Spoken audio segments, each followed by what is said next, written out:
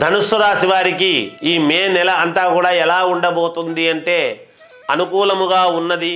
చిన్న చిన్నపాటి ఇబ్బందులు అనేటువంటివి ఉండినను అనుకూలవంతముగానే ఉంది అని తెలియజేస్తూ ఉన్నాను.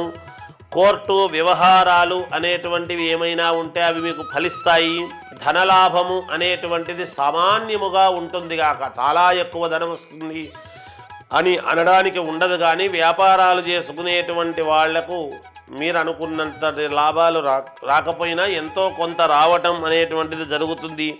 రాజకీయాలలో ఉండేటువంటి వాళ్లకు చాలా గొప్ప అవకాశము ఏర్పడబోతూ ఉన్నది. ఆర్థిక ఇబ్బందులు అనేటువంటివి, రుణాలు అనేటువంటివి మీకు తొలగించుకుంటారు. ఆర్థిక ఇబ్బందులు కూడా తొలుగుతాయి గాక. అంత తక్కువగా వచ్చినప్పుడు ఎలా తొలుగుతాయి అని అనుకోవచ్చును. అందుకే గురువు యొక్క మార్పు, ఈ రాస్యాధిపతి అయినటువంటి గురువు ఈ 15వ తేదీ మార్పు వల్లను, అలాగే రాహుకేతువుల యొక్క మార్పు వల్లను అనూహ్యముగా మీకు కొంత కలిసి రావటం అనేది జరుగుతున్నది.